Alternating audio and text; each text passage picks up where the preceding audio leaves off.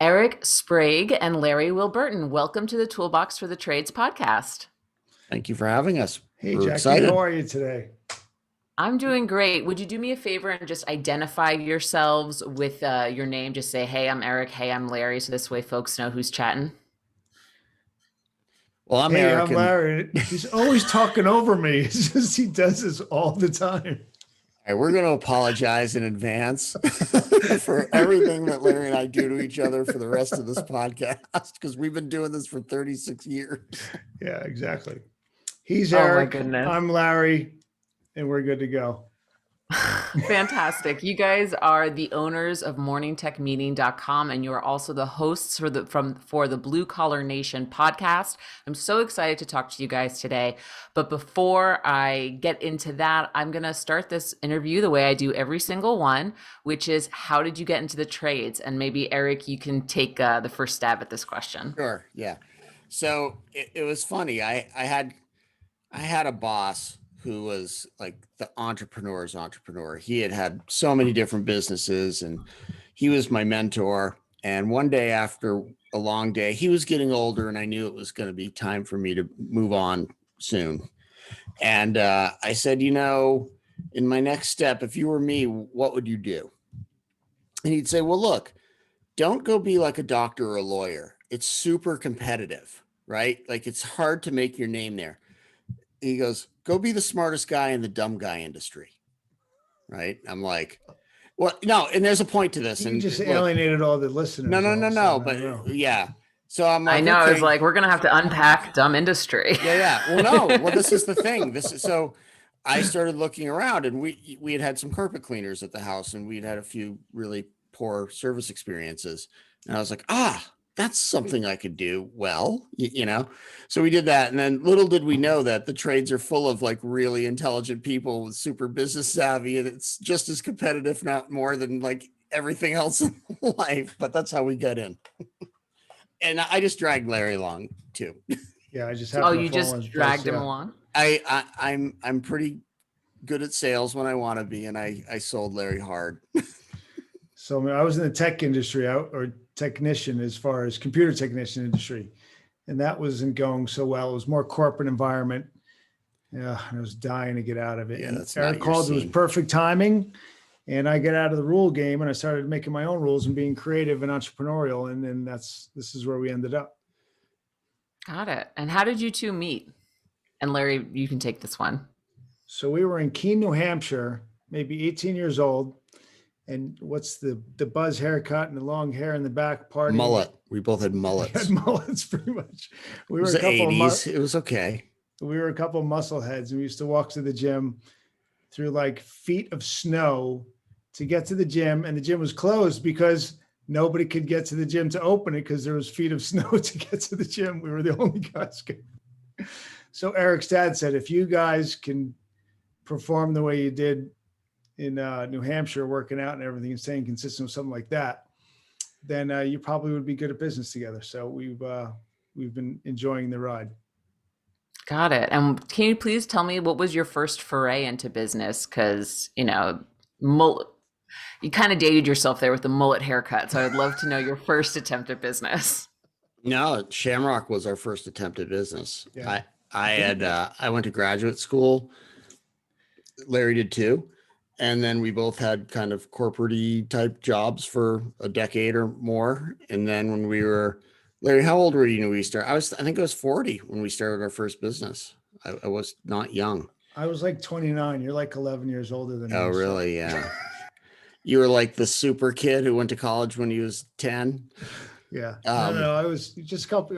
What am I? Yeah. 1 year younger than you? Yeah. So no, we started later and, it made it more important because we started from scratch and we both had kids and wives and houses. And, where a lot of guys in the trade started business really young without all that responsibility. We had a lot of responsibility and we started our service business January 2nd, 2008. Yeah. That's when everything went The downhill. timing was not ideal, Poor. but we learned a ton because of that. And I think it made us resilient for growing and competing as we were trying to gain market share and get bigger later. And what we realized was, even though we had no business experience at all then, really, we out hustled a lot of the other service companies that they use the recession to basically give themselves a hall pass. So we're just like, well, we're going to do triple what everybody else does. And Larry and I literally spent the first couple of years essentially working 7 days a week around the clock. I mean, we did anything to bring money in. We didn't know any better. Yeah. And that's how we learned, by failing so many times, by thinking we could do everything. And that was probably the worst thing we could have done. But at the time, with the timing, with the economy, it seemed to work. It benefited us. Got it. January 2nd, 2008. Yeah, that's not the best time to start a business for sure. But No. also, love that you guys started it later in life, not like the typical story of the technician who has the entrepreneurial seizure and is like, I got to do this on my own. So, Larry, maybe you could tell me a little bit about what was Shamrock? What was the business? What was your type of focus? And what were some of those lessons that you learned early on from out hustling everyone else? We started out cleaning air ducts, and that was going actually well in the beginning, because most of our clients were high-end clients. We were cleaning big houses, and that was going great. And then it started dropping off. So we just started marketing. We started doing janitorial at night just because we can get jobs doing that. We started doing trash outs because there was tons of REOs, Whatever, foreclosures everywhere. And there were all these houses that needed to be cleaned up. So that was a huge resource at the time. So we were very creative. And we learned over time that this is not the best way to be doing business, just being sporadic and all over the place.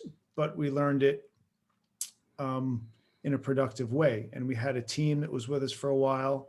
They went very well. And, we just put it together. Maybe we were a little bit older, we were a little bit smarter, but it came together. Or I don't know about Eric. I don't know if we Eric shaking his head. I don't know if we were any smarter. I think we just had everything on the line and we weren't going to quit. Yeah. Like we just Got it. There was no way we were quitting anything ever. Got it. So it sounds like you guys were taking a lot of jobs, and that's actually not the first time I heard of service businesses where all of that horrendous foreclosures, all of them actually turned out really well because banks needed to upkeep these houses that they foreclosed on. At what point did you guys find a specialty?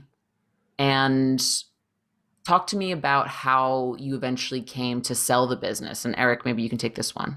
Sure. Well, I mean, we kind of had a specialty pretty early on with the duct cleaning and the carpet cleaning. And, taking all these other jobs wasn't really what we wanted to do. We just did it until we didn't have to do it anymore, because we would go do janitorial all night long, sleep 2 hours, and then go clean carpets all day long. I mean, yeah, it was tough. Yeah. And we weren't spring chickens. Let's get real. And, but, as the economy picked up and as we kept marketing, all of a sudden we fell into, we are carpet cleaners. That's what we do. Right. And then Larry and I just happened to be meeting for lunch. This was so happenstance. And he had like a air duct cleaning van that was, was wrapped with air duct cleaning. And I had a carpet cleaning van. And we were just sitting there like having like a quick parking lot meeting. Like, you're going to do this tonight and I'm going to do this. And this truck rolled up, and it was a national restoration contractor, a chain or, franchise. And he's like, hey, you guys do air duct cleaning and carpet cleaning? We're like, yeah. And he goes, great. Here's my card. I need subs. We're like, oh, okay. So literally, I'm not kidding. Within 3 or 4 days, the Yorba Linda fires happened in 2008. We were so busy. It was amazing. And all of a sudden, for 6 days a week, for like 6 months, we were working on restoration jobs, doing all the cleaning, air ducts and tile and carpet and upholstery. But what was happening was we were seeing the level of service from the company that was bringing us in. They were so big, they couldn't give the level of service that we felt their clients really kind of deserved. And, I used to go ring the doorbell to go clean the carpet, and they'd open the door and just start screaming at me. And at first I would Really? literally, they'd open the door and just start yelling. And I freaked out at first. I'm thinking, I just pulled up. I haven't even done anything wrong yet, and, Give me a chance. and then, and then I'd let them vent, and it was at the restoration company. And then I'd say, oh, Mr. and Mrs. Jones, I'm a subcontractor. I got called in to do the cleaning. And then they do it again and go, well, let me tell you about this company. And then they give me the whole thing again. So Larry and I decided, like, hey, we've been on these jobs every day for months. Like, we just need to go to school and learn how to do this. I mean, we're never going to compete with this company, but in our little area, we could give good service doing this flood and fire work. So we went and took all the classes and then just started marketing to our own customer list for carpet cleaning. And next thing you know, we're getting like flood after flood after flood after flood. And it just grew from there. And then over several years, we ended up having about 30 guys, and we were doing a lot of water losses every month. And then we just got to the point where we were able to sell. So we went through that whole process. And, so we just got asked on a previous podcast about that whole sale process. And it was just time. Larry and I wanted to do other things. Like, we had a great business. We didn't have to be there every minute of every day. We had amazing people. I was in Utah. I lived in Utah the whole time that we owned the business in California, commuted. I was getting a little burned out on that. And it was just the right time. So we got an offer with a company that we knew the owner, we knew the company, we knew how good they were and how well they'd treat our people. And we just felt that was a good fit so that we could go on. Larry and I were like, we're 100% in on whatever we're doing. And we were starting to lose focus. I think we were getting a little bored. We were losing focus on the restoration company. If you could go back 10 years, it was just all those 90-hour weeks. It had just kind of worn us out a little bit. It caught up to us totally. So it caught up, and we were just like, we have this idea for morning tech meeting. We want to do some coaching. We have an opportunity. Let's go so that we can go put all of our energy now into our next venture. And that's what we did. Got it. It sounds like you went through serious, don't want to say serious vetting necessarily, but it sounds like you made sure that your buyer was good fit for your culture and would treat your people right. And so you made sure that relationship worked well. And the reason I ask is because selling and acquiring is always a huge topic on our show. And I really love what you said about ringing the doorbell and then getting screamed at and being able to notice a need. And this actually ties in really well into what you're doing at Morning Tech Meeting and how you came up with the podcast. And we're going to get into that in a second. But I want to hang on to you guys as business owners real quick. And my main question is, looking back, what would you have done differently when running Shamrock? Go ahead, Larry. Well, there's things that we could have done growing. I mean, we were just learning the business. We had the entrepreneurial seizure in 2008, and then we didn't read Gerber's book, The E-Myth, a couple of years later. We could have read that earlier on. That would have made a huge difference. But the skills that we learned, we don't learn these things. They're not taught us in college, not taught to us in college, high school, or anything. You have to learn these things by failing. And if we had some of the skill set beforehand, that would have been great. But to change things, we wouldn't, because it worked out really well. I mean, I would have marketed more and managed less. That might have personally for me, but Eric would have, I don't know, Eric, what would you have done? I could tell you, but I think you'd totally disagree with me. Yeah, I made a list. Well, yeah, I would have. I mean, no, because the question, Jackie, is that's a huge list. Yeah. But the question is, if you knew what you knew now, then, right? That's so. Sure. Yeah. I would have found somebody with a lot more actual industry experience than us and put them in a general manager role. I would have gone out and then marketed with Larry a lot more than I did, because Larry and I had this, like, that's how we grew quickly. We're so different. We're kind of like, frick and frack. So everybody knew us. It was easy to get a lot of attention and get business. But then as we grew, all of a sudden I disappear from all of that because I'm stuck in my office just managing. And I think if we had brought a couple people that had more experience and more connections than our own, we could have grown faster. I don't know if the end result would have been vastly different, but I think we could have grown bigger and quicker if we had brought in a couple key people earlier and just paid them.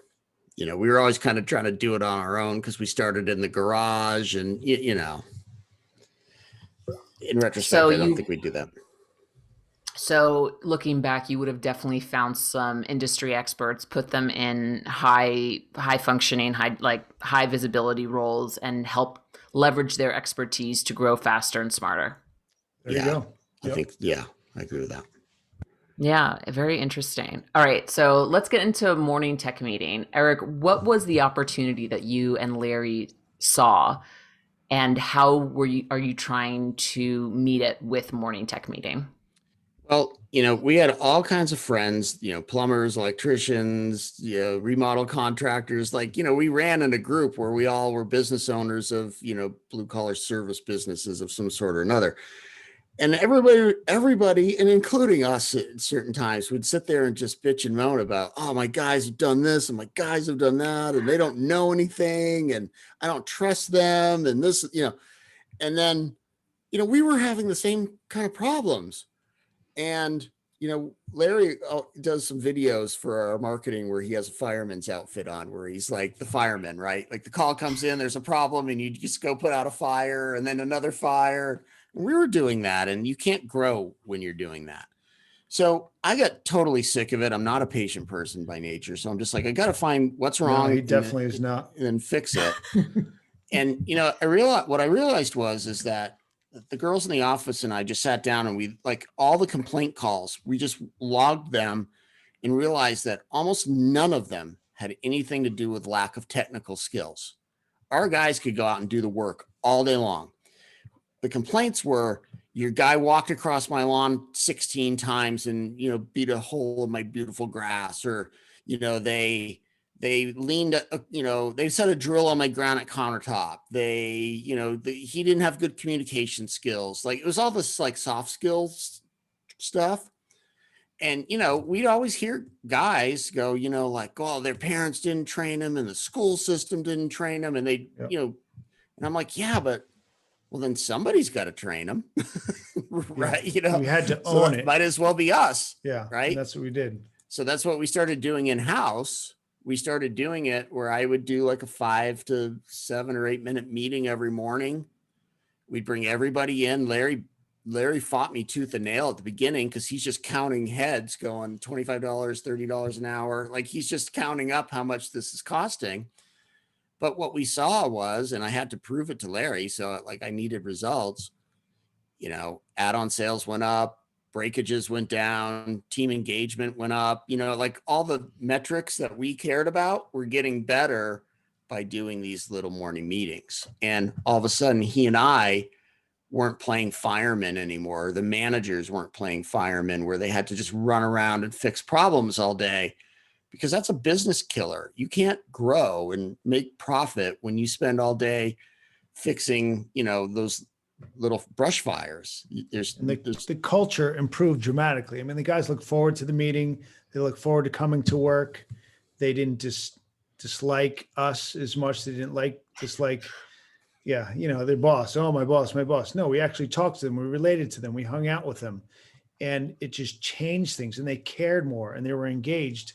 And the value of that versus paying for them to be there for 15 minutes extra at most every morning was so valuable that the business just grew, and guys stayed with us.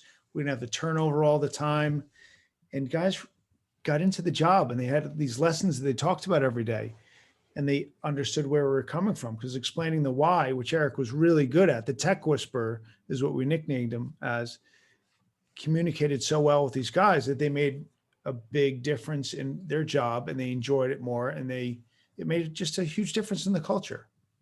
Yeah, I love that you shared how Larry was a little hesitant at first, because I think we've all heard that before. How much does this meeting cost? Look how many people are in this room right now. How much does this meeting cost us? But it sounds like this was invaluable for you. So I would love to, so morningtechmeeting.com provides these morning meetings every day for folks virtually, 5 to 7 minute meeting structures, correct? Correct. I would love to know how, when you were piloting this program in-house at Shamrock, how did you know where to start? Well, we didn't. You know? It was like anything else. You're just winging it first. Well, I mean, I had an idea of what our problems were because Larry and I were having to put out the fires all day. Eric's a late night person. So he'd be at the office all the time at night, just putting together these schemes of what he's going to tell everybody in the morning. And then he'd bounce it off of me, or he'd just throw it up there. And Yeah. we started a bunch of things that worked very well in the company. They knew the mission statement, they knew the vision for the company. And then we just started teaching them the things that they were just screwing up all the time that we just could not get a handle on.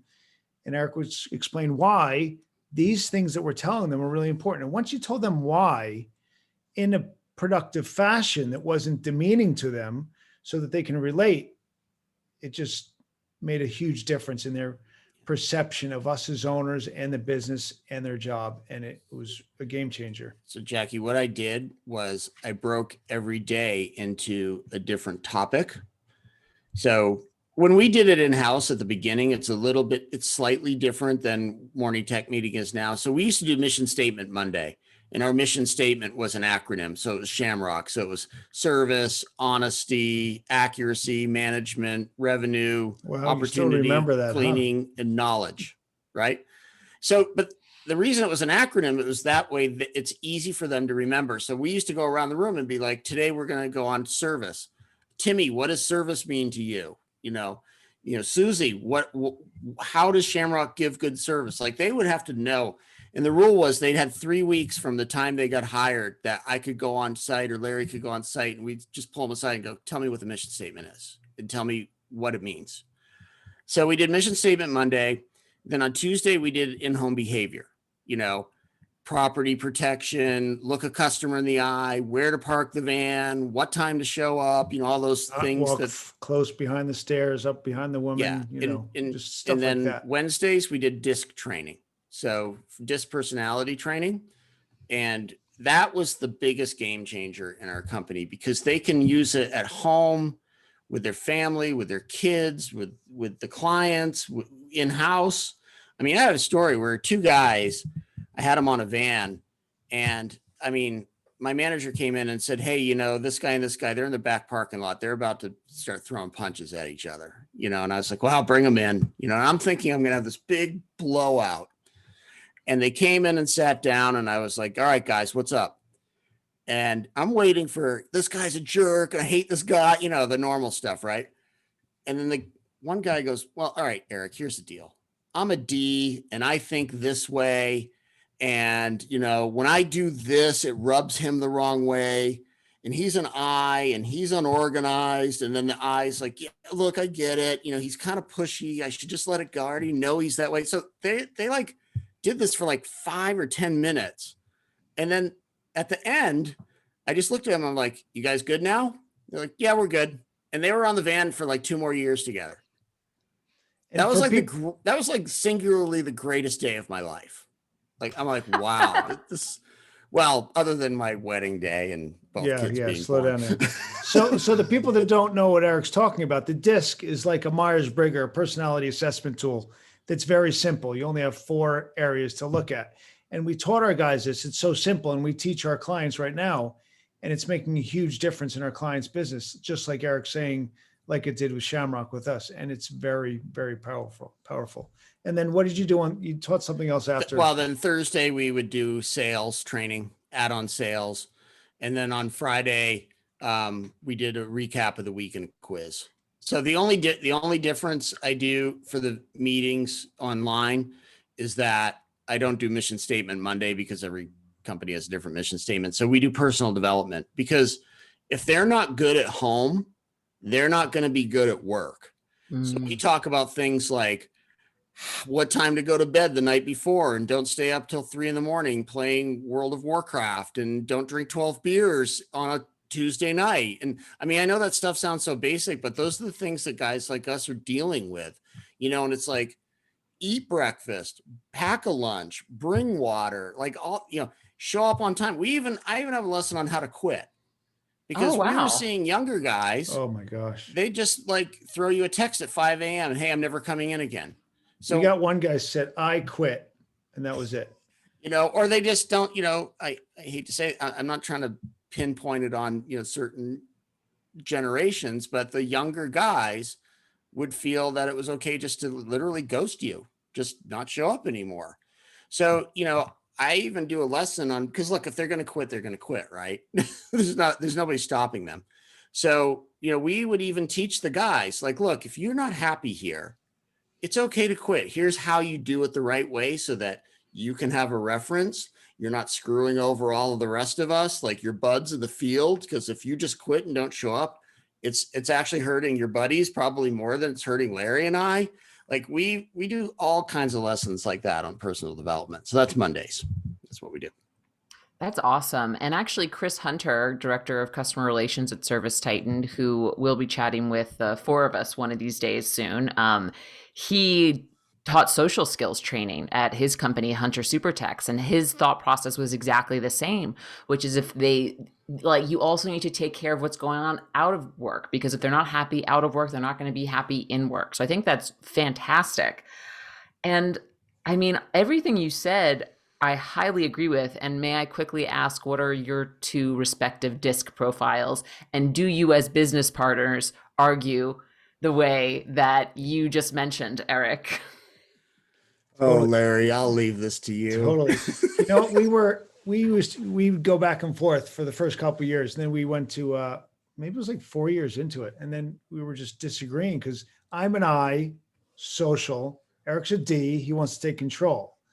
So it was a bit of a challenge. We would clash often. So we're taking this test at Howard Partridge's, and we're taking it. Howard Partridge was our coach at the time. And we're taking it, we're listening, we're taking it, and all of a sudden it clicked. It happened to click at the same time for both of us. And I looked at him like, I don't know if I could swear on the podcast. I said, oh, now I know why you're such an asshole, and I forgive you. And he looked at me, he goes, now I know why you're such a flake. I get it.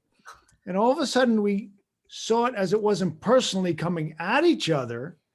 It was huge. And the self-awareness that the DISC does for each one of us was, just changed how we were and how we interact with people in general. So it was really cool. So I forgave him. That's wonderful. I actually, Eric, you and I That's are that's his version. Well, what's your version, Eric? No, it's similar. Yeah, no, it is. I think for me, what was more important was when we went back, that Larry and I used to get bogged down in disagreeing because we're 50-50 partners, right? So there's no tiebreaker. So Larry and I mean, look, college roommates, our families are close. Like it's more like family business than it is. I mean, even though we're not family, at this point, it's like family. So, for us, it's like, well, there's no getting out. So we have to work it out. Right. Mm. So, but Larry and I would lose a lot of time and energy trying to come up with, some sort of compromise on every single decision. And once we knew DISC, we could kind of get it done a lot quicker because I'd say, well, you're looking at it, from a people perspective, and I'm looking at it from a task perspective because I'm a DC. So that I'm all task and Larry's mainly people. So then we would get there in half the time and then consider both the people aspect and the task aspect. And then we could make a decision from that. It was so much easier. It was so much easier. I wanted, one of the things I really wanted to ask you guys about is being business partners for as long as you guys were running the restoration business and then enjoying working with each other so much that you did another business together. Like you don't hear about that often. Normally when I talk with folks in the trades, they're husband-wife duos or it's family business. It's rare that I come across non-family business partners that have been working together for as long as you guys have. So I really wanted to I really would love it if you guys could elaborate on maybe what was like a particular business issue that you guys really disagreed about and how was that resolved? And if you did that in terms of DISC, I'm happy to hear Actually, it. I'll start out with I'm the patient one, which is what makes most of this work out just perfectly because I have a lot of S in me, which makes me a lot of very, very patient there. Oh God. But he's going to have a good example. I'm sure he's going to come up with. Well, I'll give you an example. So Larry, Larry's an ID. So your secondary score is usually kind of your negative place. So Larry gets very bossy when he's not getting what he wants, right? So Larry, his tendency was always, if things weren't going perfectly, because he was so worried that the people that he was marketing to wouldn't like him personally. Look, it's a service business. There's problems in the field, right? There's always going to be problems in the field. Larry would stop marketing and then go and insert himself in every job because he stopped trusting everybody. Put out the fire. And then I'd have to sit there and be like, dude, get out of this. You're not the opportunity cost of you stop marketing is killing us. So that would be the main point of friction during our whole career. And although, now you're much better about that. Yeah. Well, it's just a reflection. Everything looks real easy. Yeah. From looking back. Yeah. And then for me, I think Larry,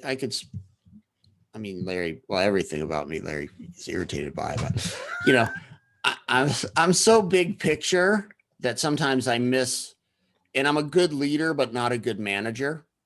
So I give people such a wide berth that I don't catch them screwing up until later. Cause I'm just like, yeah, hey, you go over there and do this. And then I'm going to go somewhere else. And then all of a sudden, 6 months later and we're like, oh, we got to fire that guy. He's terrible, or whatever.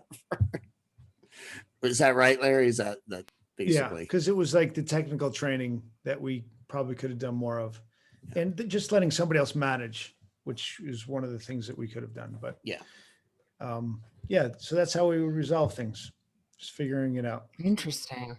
What advice would you give people listening who are thinking about going into business with their best friend or someone they're really close to? Larry, you can answer first.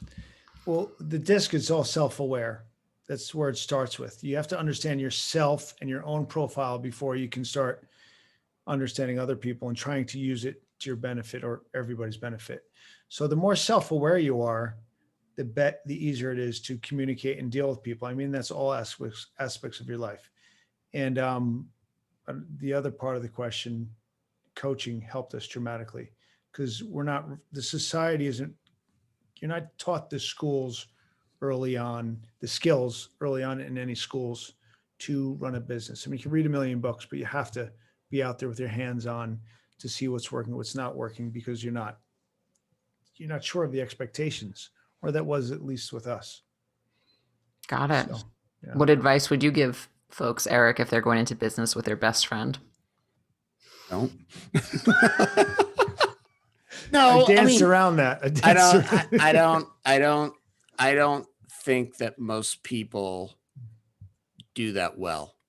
I think, I'm not saying Larry and I are like an anomaly, but I think we are to a degree. And look, we've had other business partners come in the past, like a third business partner, to try to grow it in a different way. And it's never worked out. Like Larry and I have this bond because we've known each other since we were teenagers. No, it's just trust, because other people, we've talked to other people. I can never have a business partner. I'm thinking, why would you want to do everything? You only have to do half. And it's a matter of the trust. It's a complete trust that you're not going to get screwed over and that it's all just going to work out in the long run. Well, I think our relationship's a little bit like everybody says best friends. I don't think that's like exactly true.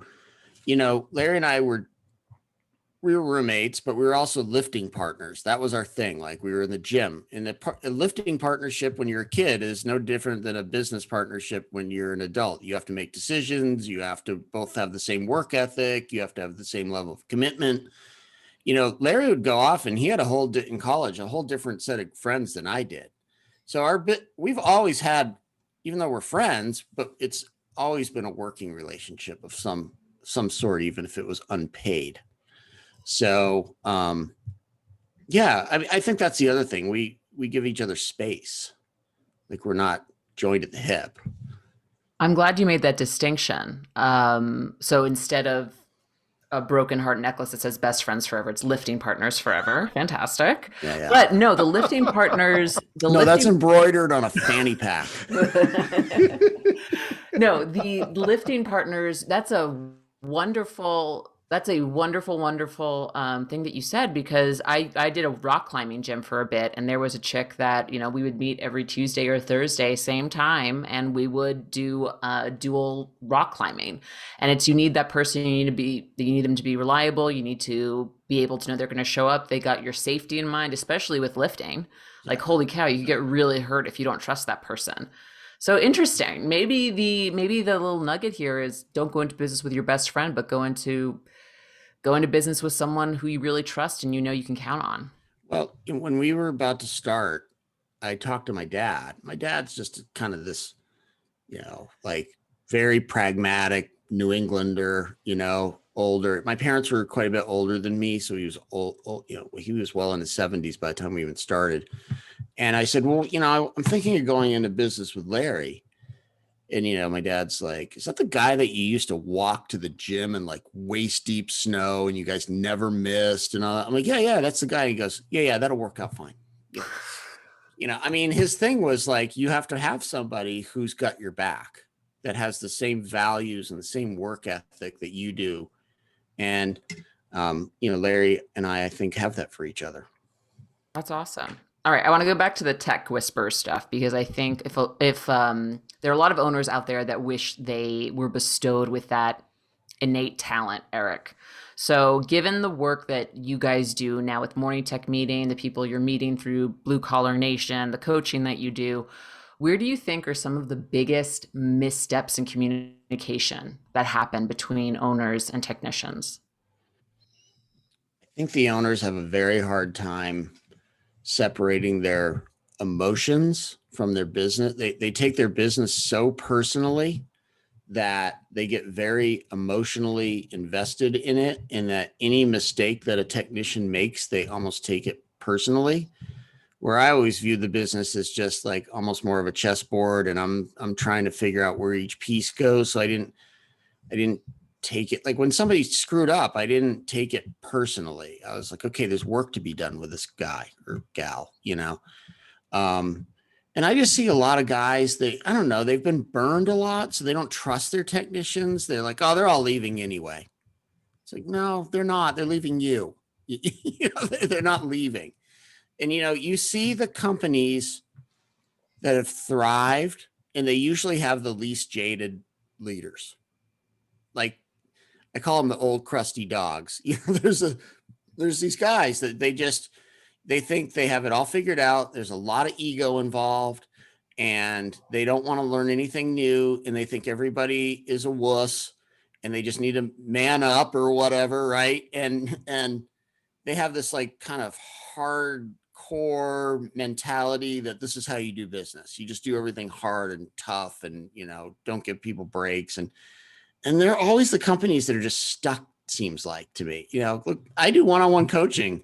I have clients that, that's their struggle. They've just been repeating the same mistakes for 25 years straight. And they're just like, I don't know why I'm stuck at 1 million or 2 million or whatever. And it's like, I know why you're stuck at 2 million, and, whereas if you look to the companies that really thrive and have, or they're doing 10 million, 20 million, the owner is usually much more humble, much more of a lifetime learner themselves. They want to get better, and they really realize that they can't get there without the team. So there's not all that ego wrapped up. It doesn't mean they don't have an ego, but they know that they have to invest in their people to get where they want to go. And you can just feel it. Like when I walk into a business, like I know right away, like if the owner is on the ball, or if the owner is an egomaniac, or fearful, or fearful, one or the other, right? They're either the ones that don't do well. I'm sorry, Jackie, I didn't mean to cut you off. They're either egomaniacs, or they're super fearful, or a combination of both. That's what I see. I was going to say you can tell a fear-based culture when you walk into a room, for sure. You can tell that. Larry, is there anything you want to add in terms of what owners should be aware of? You know, I was that guy that Eric's talking about, and it wasn't, you know, I was more worried about, I was taking it personally. I was very tied to the business, and Eric would try, to get me to see things that I couldn't see. In hindsight, I should have been backed off and let the guys fail more, and it would have worked fine.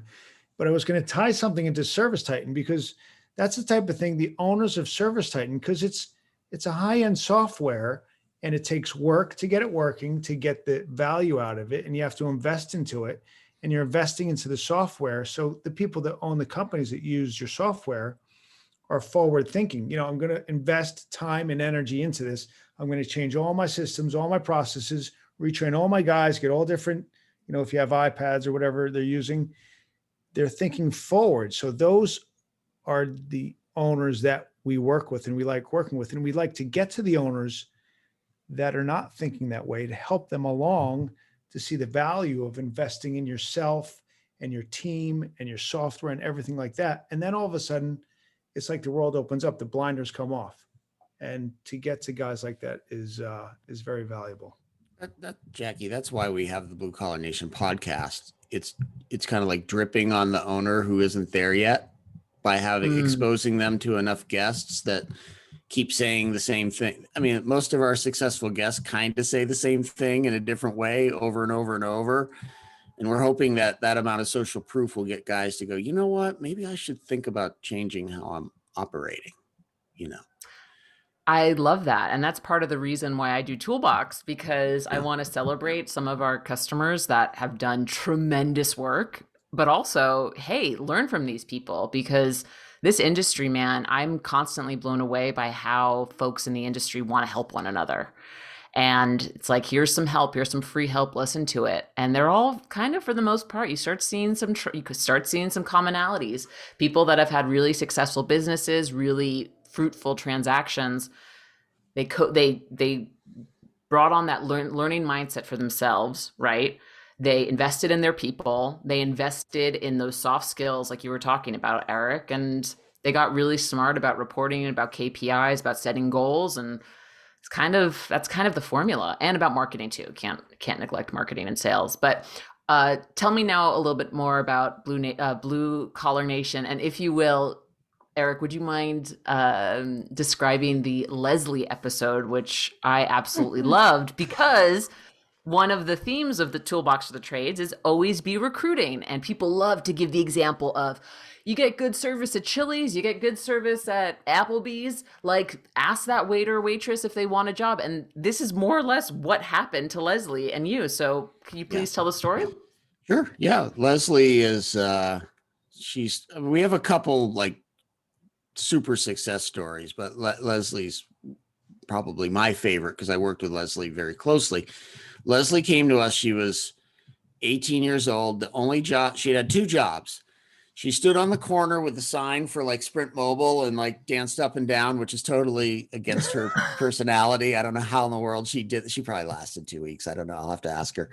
So she had that job. And then she went to Farmer Boys, which in California is kind of like a slightly higher end version of McDonald's kind of thing. It's kind of like a Denny's and a McDonald's put together, burgers and breakfast and all that.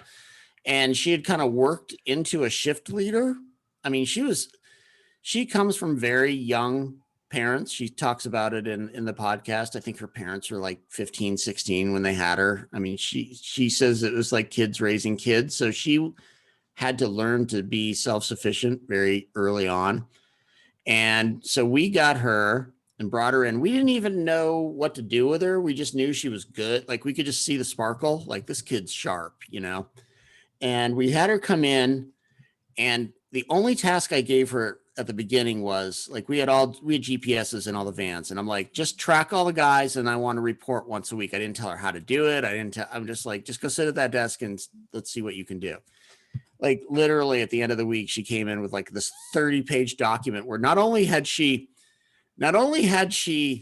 like broken down with geofencing, like how long they were taking it, to gas up. And she'd actually, I think, like even driven over there to spy on them to see how long they were smoking cigarettes. And I'm just like, oh my gosh, this kid is like out of control. Right.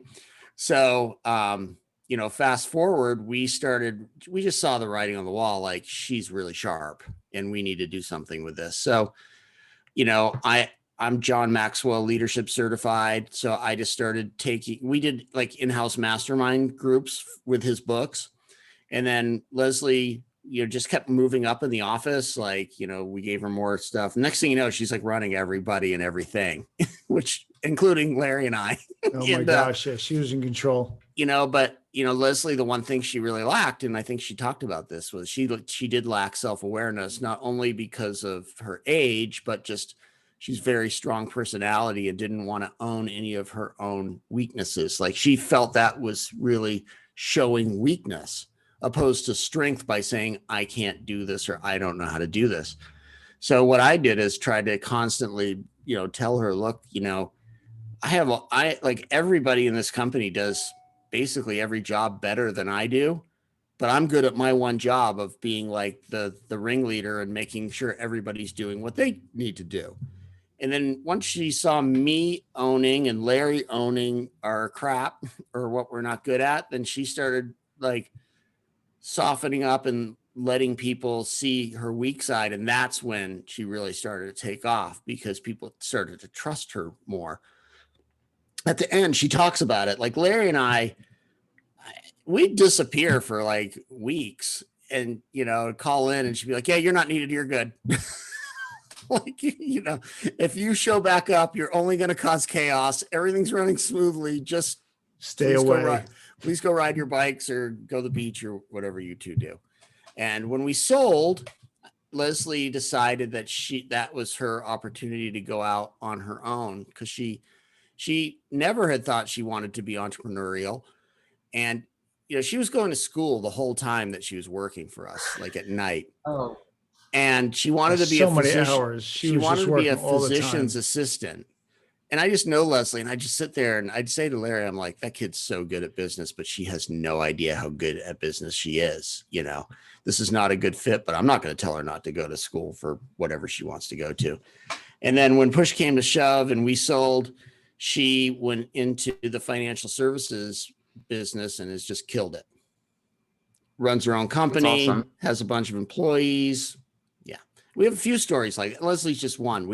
There's more than one. We have many entrepreneurs out of our ranks. That's awesome. We're very proud of. Yeah. That must make you both feel fantastic. It does. Yeah, we're in contact with all of them. Yeah. We're, bring them on the podcast sometimes. And they call us up and ask for advice. And it's really nice they still reach out to us and we have relationships and it just goes a long way.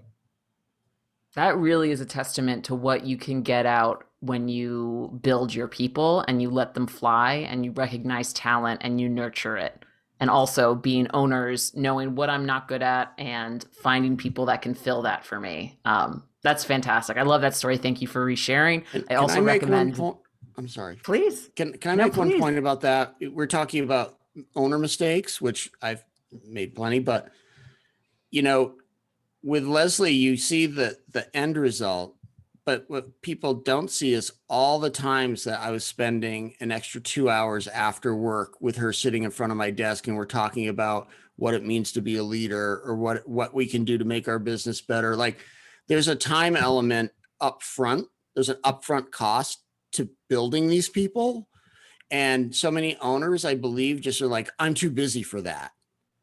It's like, well, then you're always going to be too busy, right? Like you have to make the time to invest in these people that you feel can be leaders so that then once we built people like Leslie, then we could disappear. And now we had time to do anything we wanted, but we had to do the time up front. Like everybody says they're going to do it, but I don't think many people really do it. No, I'm glad you made that amendment. Thank you. All right. We're starting to wrap up now. I got 2 more questions left. Given your coaching consulting experience, and Larry, you can maybe take this one first. What are some of the best and worst trends you're seeing in the industries right now? And when I say industry, I'm saying service industry, because I know you guys work with plumbing and HVAC, 2 of our big, and garage door as well, 3 of our big industries, but also restoration, which we're not in yet. But what are you seeing? What I see a lot of times is that everybody advertises, not everybody, many advertisements. Oh, you do this and you'll get this. And you do, it's just short term. Buy this program and immediately you'll have all this money, or you'll be able to be the best leader, or you'll get all this immediately. All of it takes time and energy and work and reflecting and focusing and putting energy into what you're learning. It's just like marketing. When you market to somebody, you're not going to get to them the first time, the second time. I mean, the studies say up to 9 times. You just got to keep knocking on the door, crossing somebody's path for them to call you. It's the same thing with the other skills that you're learning, the leadership skills or the management skills or the technician. Like the Tech Whisper lessons don't generally work the first week that we give away, but you can see the concept on it, that it's going to work in the long run. So in the service business, you have to keep at it. You have to be diligent and consistent. It's purposeful practice that you have to stay on top of. And that makes the biggest difference. Go ahead, Eric. What do you think? What do you think, Eric? Best and worst trends? Well, I mean, one of the trends, are we just talking about the industries? Or are we talking about coaching? Industries? Industries, yes. Yeah. One of the, I don't know if it's troubling. It depends on what side you're on, but like we're seeing in the restoration world, a lot of private equity is coming in, bringing in a lot of money. And then they're taking that 80 truck plumbing operation and pairing it with that $15 million restoration company so that they're closing out a lot of these mom and pop restoration companies. And I mean, and then there's also, some third-party administrator stuff too in that world. And I'm sure it's happening in HVAC and electrical and plumbing too. I know this one more intimately. That might be good for the private equity company, and I'm sure it's good for the owner who sells, but I don't know if that's good for the clients and good for the industry as a whole, we get these like several behemoth companies, and then that's all there is. I think it ends up being collusion in a way. It's just, they get too big, and, it's too easy to, when you control the whole job from A to Z, especially like in these insurance claims, that's not always a good thing. It's good to have smaller companies running these. And I mean, that's what I see. And then I want to address Larry's like hack thing. It's like everybody's a coach now. Like you go on Instagram and, a guy with 6 months experience is a coach of something or whatever, and, Larry and I just try to be like, no BS. It's like, look, we don't have all the answers. We know how to do a couple things well. We did them for a long time. And, everybody wants the hack. Like Larry said, the give me the 5 points to, so I don't ever have to work again or, whatever. And it doesn't work that way. It just does, still the people that are very successful are very hardworking. Even if you don't see them at the office, they're still working on their business all the time. But, Larry and I at the later years weren't in the office all that much, but it doesn't mean we weren't working on our business. We just weren't working in our business. So forget the quick and easy fix. I don't believe in it. Okay, I think that's fair. So say there's maybe an owner or two who just listened to this episode now and they really resonated with your Tech Whisperer stuff. They're really like, oh crap, I need to form a better relationship with my technicians. What should they do? What's one of the first things they should do? What are some opportunities they should take advantage of? They go to morningtechmeeting.com and we have a place where you can put your name and email in there and we'll send you a lesson, and we can send a week's worth of lessons as well. That's in there as well. And you can see how the lessons resonate. There's sample lessons right on the website. You don't have to do anything. We'd like to get your email. That'd be great. But you see Eric's got these lessons at the lower end of the webpage, and you can see how it resonates with the technicians. You just watch it and you think about it, and it goes a long way because it eliminates so many problems that you don't have to have. And we didn't even realize that for years and years and years. So we're just trying to push that along. It's more it drove us nuts over the years. We had so many problems we could not find a solution to, and we didn't even know which way to turn. And if we could take that pain away from another service business owner, it would be really valuable to us. Got it. I have Eric, an, anything? I have an idea. This is what I did. So one of the things that I did to get engagement, and it took me a while. Once I started the morning meetings, I just made sure that I was back at the office around 4, and I helped every guy unload their van when they'd come back at the end of the day. I'd give them a high five, and I'd be out there for like 2 to 3 hours, right? Like a lot of times I'd come in the morning and then I'd disappear and go ride my bike or do whatever. But I made sure I was back there at the end of the day, because some of those guys, to get that full engagement and them want to be part of your company, like that's when they would tell me like, oh, this customer was killing me, or I mean, being in the field is hard. And as owners, most of us were out there before, but we forget how hard. So by going and just helping them unload their van or throw some trash away and just be an ear to let them vent a little bit, that like did more for our business and our technicians than I think anything else I did other than the morning meeting. Like they knew I cared about them because I would go help them unload their van. And look, that was not too much to ask. I mean, you could say like, oh, Eric, that was 2 hours out of your day. Like you could have done this, this, this, and this. I didn't view it that way. I viewed it as, this is what's going to keep my guys around. This is what's going to make them better. This is when they're going to tell me when they feel safe that, my van's falling apart. We need to get a new van, or my tools are no good, or like we're doing something wrong. They're not going to tell me that in a morning meeting, but they'll tell me that as the two of us are carrying a granite countertop to a dumpster together and you're going to chuck it in. I'm not saying you do it every day either, but spending that little bit of quality time for us went a long, long way. And Larry did it too. It wasn't just me. That's awesome. That's a really great tip. And bring them food. Larry, what were you? That's what I used to do. Food. I bring them food on the job site, bring them all Gatorades or waters, or bring them pizzas. Or in the morning, I'd have donuts or something like that. Or we bring juice for everybody. Food was my thing. And that's what I marketed with. So I'm thinking if I bring this all to the potential clients, I should be doing the same thing for the guys. So I just show up with food, and when you're on a job for 5 or 6 hours, it's labor intensive, you're shot, and anything like that goes a long way. And it worked wonderfully. It really does.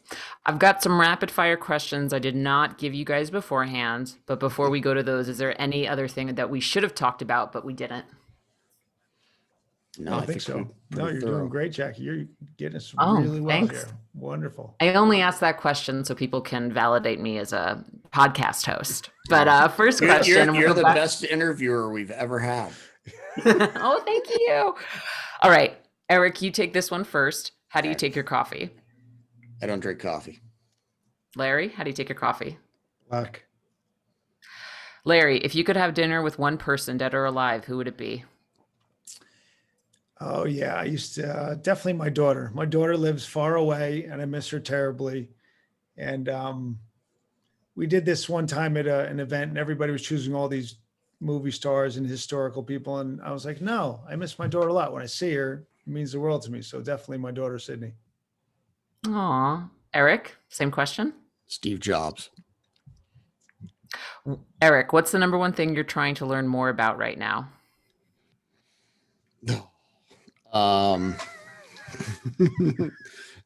Digital marketing. Larry, same question. Yeah, trying to communicate with people through this pandemic without going and shaking hands and looking people in the eye, in different ways through the podcast and digital marketing and mailing things and going old school. Got it. Larry, if money weren't an object, so you had unlimited resources, what's the first thing you would do? Work from anywhere I want. That's one of my goals. So I enjoy working an awful lot, but just from anywhere. Love it. Eric, same question. I'd buy a lot of acreage up in the valley I live in Utah and build a big ranch. Nice. Eric, what's the number one thing every contractor must do to run a successful business? Build a team. Larry, same question. Yeah, focus on culture. Your culture will change your business for the better. Amazing. Final question. Any podcast recommendations other than your own you'd like to plug, or any book recommendations that you'd like to give? Oh, tools for Titans, tools for the trade. Oh, wait, Tools for Titan. The Tools of the Titans is actually a book by Tim Ferriss. Mhm. Oh yeah, maybe that's what I was thinking of because I do read that often. Your Yeah, it's a podcast good is one. great. I listen to you all the time. You do a great Well, thank job you. Thank interviewing you. people, and I am a big Tim Ferriss fan. I listen to that all the time as well. Oh yeah, he's great. Yeah. What about you, Eric? It's not on anymore, but you can find it online. It was Andy Frisella's MFCEO project. He's the owner of First Form Supplements. He had a really good business, a lot of swearing. So if you don't like profanity, don't go. But it was just super straightforward, no BS. This is how you run a business. So MFCEO project. And then as far as books, we have a monthly book club on our podcast with one of our friends. And we just did a book by Dr. Cal Newport called Digital Minimalism.